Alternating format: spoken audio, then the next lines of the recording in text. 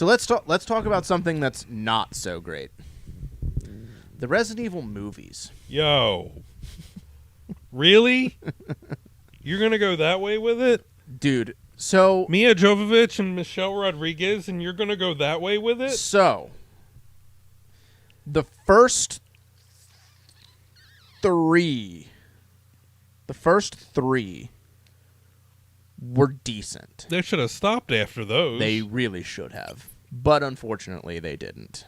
And they just ran it so far into the ground that it's some say it's still down there trying to get itself out again. Well, yeah, I mean, it's about zombies. So, the movies strayed very far away from the games. Very, very far. They use the same names in some cases, but that was about it. That was about it. So the first one, I'll read here the synopsis here. Based on the popular video game, Mila Jovovich and Michelle Rodriguez star as the leaders of a commando team who must break into the Hive. I don't think they were commando. A vast underground genetics laboratory operated by the powerful Umbrella Corporation. There, a deadly virus has been unleashed, killing the lab's personnel and resurrecting them as the evil undead. The team has just 3 hours to shut down the lab's supercomputer and close the facility before the virus threatens to overrun the Earth. So, the first one was actually decent. So they didn't have, the characters you all know and love right off the bat. They didn't have... They didn't have Chris, Leon, Jill, Claire. They didn't have any of them. It was Mila Jovovich played Alice, who was their own character. And they, the way it started was really weird, 'cause she woke up in that, mansion, and she, had no recollection of who she was, where she was, nothing. I was concerned. And it got, they kept the, I wouldn't really say horror, because it's not a horror movie. It's more action. It's more action, for sure, but they kept, the survival horror-ish. The apocalyptica? Kind like the impending doom, sort of. Good There's band. that word again. Good band. They kept that, kind of in, that Resident Evil-esque feel to it. They didn't get, super crazy. The Hive was kind of cool. I kind of liked, when they went into the Hive and they had that laser room. That was sick. That was in the first one, right? Yeah. Mm-hmm. That was sick. The Hive, it made sense, Umbrella being, this big evil corporation. It made sense to have, this crazy, technology with, this whatever. It made sense. But, boy, it was not great. I think they strayed too... they tried to make it its own, but they strayed way too far from, what made Resident Evil, and they just kind of were off to a mediocre start. They just used the name for hype. Yeah, I can watch the first one and enjoy it for what it is. But once you get past, I think it's the third, you're just what is going on here? Yeah, I mean, I don't know. I wish they would have called Umbrella Moderna. It was a good movie. I as soon as I accepted that it wasn't going to be Resident Evil the way I knew it, yeah, I was this that is that cool. was the thing, because I didn't have I didn't have a problem with them straying from the formula and making it its own thing and creating a character that expanded the universe. But I think that's the problem, is they didn't they didn't make it canon. Yeah. It's not canon with the series. So if they would have made it to be canon with go hand in hand with the games, but they just expanded it into its own thing, then I think they would have had a little bit more success, and it would have been like way better. Yeah, well, and like I mean, they took some liberties with the story too, where it's like, how does a supercomputer relate to a virus? Yeah, But like, that's the thing though. Like with Umbrella being Umbrella, like it's not far fetched for them to have like that kind of technology. you mean Moderna? Yeah, but again, like they just kind of fell flat in their execution of like. I think seeing it for the first time and not knowing what was to come after made it a little better, but now that I know like everything about all the other movies, it's like it does make it a little like rougher to watch. So in the grand scheme, I don't think you can come out with a movie at that point about a franchise and not follow the franchise. Well, here's the thing too is they were when they made Resident Evil 2, George Romero had a script for the movie, for a Resident Evil movie, because in look at my copy of Resident Evil 2 behind you. What? Grab Where? my up there by Zelda, Huh? by Ocarina of Time this? up there. Yeah, let me see that. Does it have the thing on the front, like something about the movie? In the movies. Yes, yeah. Or other great prizes. So they advertised like, and they do have a trailer. I think it's kind of hard to find now. They had like a trailer that showed a small clip from like part of like what could have been the movie, and it looked sweet. Like they had Jill with her beret on and stuff, and they had Chris in his vest and everything, but they ended up, something happened, I don't know what, but they just never made the movie.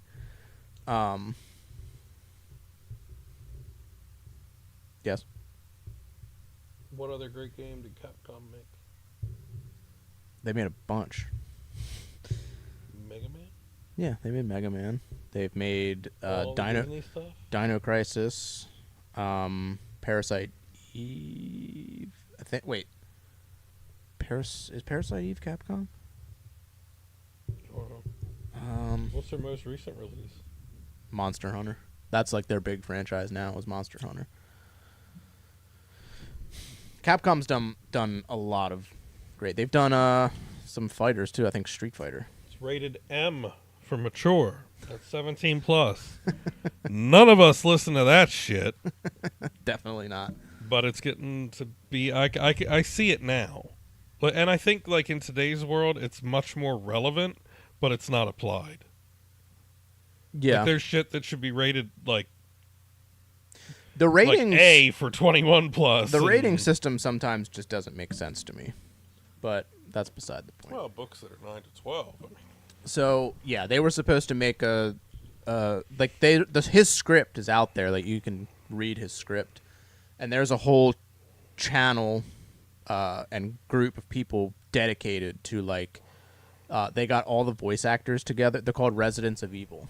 They have they got all the voice actors. They've tracked them down because like they're not credited in the game. Like their name, like some of them are known, but like some of their names were not even mentioned. So they had to track them down, and they got all of them together again, and stuff like that. Like they're doing great work for like the actual like Resident Evil fan base. Like they've done a lot of cool shit. So the second Resident Evil movie, Andy, you can go ahead and read that one. This one was Apocalypse, I think. Me. Go ahead.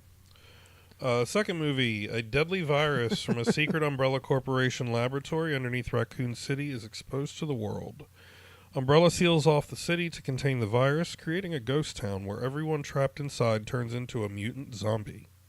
Alice, portrayed by Mia Jovovich, the survivor from Umbrella's secret lab, meets former Umbrella security officer Jill Valentine, shocker, portrayed by Sienna Guillory, and mercenary Carlos Oliveira, portrayed by Oded Fair. Together, they search for a scientist, Jared Harris, who might be able to help. Or might not. I wonder. So, Did he wear glasses? who? The scientist in the movie? Yeah. Yes. Did he have tape? No. He should have had tape. And a So pocket this protector. this one wasn't bad. Like this one was kind of where I was with the first one. Like it wasn't great. The person that played Jill, eh. Like I didn't really like this one.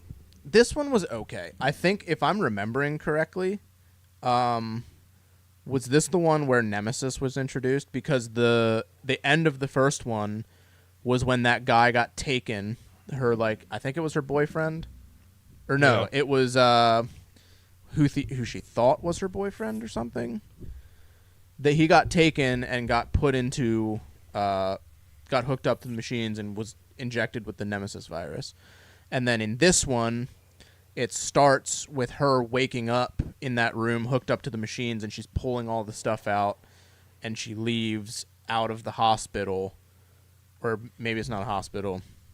She walks out and she has the shot. Or no, that's the ending of the first one because she has the shotgun and and then it pans out to like the Raccoon City and it's all like dilapidated and stuff. This one, it was okay. I liked like you got to see like your first character of like who. Like when they're like, "Oh, my name's Jill," and you're just like, "Oh, really?" So it was kind of cool, but at the same time, you're just like, "Eh." And then Carlos, I actually think Carlos, the character that played Carlos, was pretty spot on. If I'm remembering correct, it's been a while since I've seen these. But the guy that is turns into Nemesis looked terrible in this movie. He was just in like latex, basically. Carrying like he had like the weapons like the rocket launcher and stuff. My favorite part, I think it's in this one, where I think it's before Nemesis comes for Jill because she's the STARS member. The guy named LJ, surprising enough. That's the third one. No, he's in that. He's in the second one. Is he? Because when he walks into the building, everybody points their guns at him. He's like, Oh, yeah. "Whoa, whoa, whoa, whoa, whoa!" And it's played by Mike Epps. Yeah. He's just like, "Whoa, whoa, whoa, whoa, whoa!" That's exactly what you would do. And then he pulls up his shirt and he has like golden like deagles, and he's like, "Motherfucker, please, my shit's custom." And I think on his way, it might be in this one, but it might be in the next one. Checks out. When he's driving. And he hits the zombie, and he's like, "GTA, motherfucker!" Totally checks out. Dude, the amount Right of in line times with you. me and my friend would say that, dude, it was hilarious. My buddy hit somebody and said that. But yeah, this one's kind of stayed like right around where like the atmosphere and everything was kind of in line with one. It didn't go super crazy yet, but it kind of showed signs where it's like, we might be getting a little far-fetched here. Nemesis looked terrible, and he looked like he was like 4 feet tall. I think he was. It was a joke because like when you see Nemesis, he's this big towering creature, but then you see him in there and he's just like he looks like a guy in a suit. Yeah, I mean they should have cast Big Show for that. Yeah, they should have had like big guy done up like well, but it literally just looks like a guy in a very uncomfortable suit I think they ran out of money. walking in latex. They probably ran out of money. Probably. I'm not going to spend a ton of time on these because they are really not my favorite. Garbage! So- Oh my god, you got more? We've got the third one. So, captured by the Umbrella Corp, You can just Alice scroll down all the way. receives genetic alteration that leaves her with superhuman abilities. Hiding out in the Nevada desert, she joins forces with former cohorts Carlos, LJ, as well as new survivors Claire. Claire. What does that say? Kmart? Does that say Kmart? Yep. Kmart. Kmart. Nurse Betty, You can ship your pants. who is Ashanti, to eradicate the virus that threatens to turn every human on Earth into a zombie.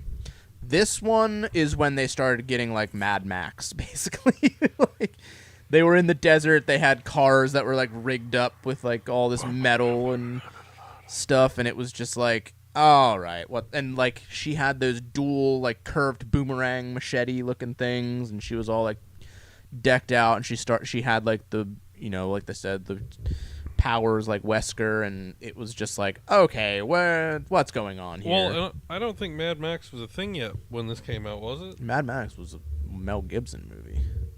The original one. Yeah, that was done in what, the 80s? That was the 90s, I think. Was it the 90s? Late 80s or 90s. Yeah, it was well before this. But This like, was like the reissue of Mad Max with Tom Hardy. Yeah, I would almost bet you somebody was watching this shit and was like, "Hey, I remember that. We should do that again." Yeah. This one they started to stray pretty far. The person that played Claire, I give the nod. Ali Larder. She played a pretty decent Claire from my memory. Yeah, this one was just. I mean, I think Mila or Alice drove a motorcycle in this one. I think. No, that's the next one. I think. I don't know, but this made that girl's career. Oh well, she was in The Fifth Element. She became known for the Resident Evil Well, stuff. here's the thing: is Mila is married to the guy that directed these movies, Paul Anderson. So then, like, you definitely don't need to watch these movies, especially the further down we get, because they are bad. So the fourth one, in a world overrun with the Walking Dead, Alice continues her battle against Umbrella, rounding up survivors along the way. Joined by an old friend, Alice and her group set out for a rumored safe haven in Los Angeles. Instead of sanctuary, they find the city overrun with zombies and a trap about to be sprung. This one, I think, is when they find Chris and Leon, I want to say. Or maybe that's the third one. I can't. They all kind of blend together because they're basically the same movie. I think they started to kind of lean on the fan service with like, especially with like the monsters and the creatures and stuff. And this one was just bad. Like they really started tanking around this one. I don't remember this one at all, if I'm being completely honest. But there's a reason for that. The fifth one, as Umbrella Corp's deadly T-virus continues to turn the world's population into legions of flesh-eating zombies. Notice how they're getting more creative with their summaries here to try and lure you in. Alice, the human race's last hope, awakes deep within Umbrella's secret operations facility. The further she delves into the complex, the more of her mysterious past is unveiled. Her global hunt for those responsible for the outbreak leads to a mind-blowing revelation. Aided by friends, old and new, Alice fights to escape from a world on the edge of oblivion. This is the one, I think, where she finds Chris and Leon and stuff. The guy that plays Leon was atrocious. Atrocious. An insult, basically. This one was just terrible. Wait, let me get. Did you just pass judgment on the appearance of another gentleman? Dude, if you look at Leon and look at this character, you're just like, what were you doing here? This series has generated 1.2 billion worldwide. That is disgusting. Yeah. That is sick, nasty money. Yeah, because, I mean, the people that weren't Resident Evil fans, like the game and stuff, that had no connection, like, if I had no connection to the game and I watched these movies, maybe I probably would have enjoyed them a little more, especially as they got, like, crazier, like, and, like, they started showing more of, like, Alice's backstory and stuff. But, again, Yeah, like that's a classic image from. I have a Japanese. It's a Japanese. Like they have these booklets Hentai? that they make from Japan for movies. They're Rice like paper? they're like yay big. And then they have like just like different scenes and like descriptions and stuff. I can't read it because I don't know how to read Japanese, but I saw it at Monster Mania and I was like, that's pretty sick. And then there was a guy there that was making art. He like was an artist. Oh, cool. And he did like these certain prints where it had different characters. So he did like horror movie characters, and he did like one with Alice, and I bought it and he was a real cool dude. But this movie sucked. Yeah, I mean, evidently she almost quit in the first one. I don't see. She probably should have, if I'm being honest, but she probably made a bunch of money. The sixth one, this one was borderline unwatchable. I went to the theater to see this one, and dude, it was so bad. Just read this one. Demons. Me. Read this one for me. Can I read it in a weird accent? If you want. The T-virus, unleashed by the evil Umbrella Corporation, has spread to every corner of the globe, infesting the planet with zombies, demons, and monsters. Alice, Mia Jovovich, a former Umbrella employee turned rogue warrior, joins her friends on a last-chance mission to storm the company's headquarters, located deep underneath what used to be Raccoon City. But the Red Queen, portrayed by Eva Anderson, knows that Alice is coming, and the final battle will determine if the rest of mankind lives or dies. Dude, the amount of action that was in this and the amount of jump cuts during this movie, you couldn't even follow what was going on. Dude, that movie had more action than I'll see in my entire life. It was ridiculous. Like, I was in the theater, and it was just like jump cut, jump cut, jump cut, jump cut, jump cut. Person on a motorcycle leaping through the air, jumping off of it, shooting everything upside down, shooting the motorcycle. It explodes. All these zombies explode, and then she does like this moonwalk up this building and does 17 backflips, and it's like jumping cut. It's like 1,000 cameras cutting every which direction. Dude, it was so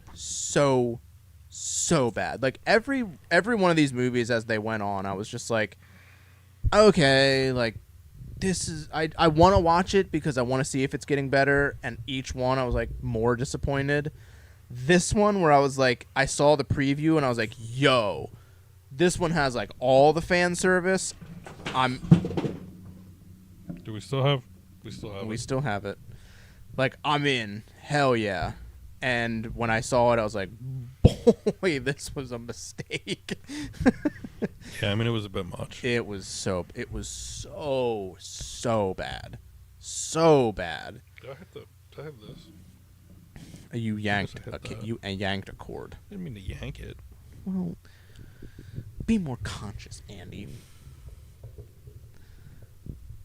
You don't have to watch these movies. You really don't. Do yourself. I think you should watch at least one of them. Just pick one and. Yeah, you don't have to watch them in order. But don't I had watch more than one. If I had to recommend one, I would say the first one. Definitely don't watch the last one. For the love of all things holy, don't watch the last one. But no, God. This may not be the best idea, my friend.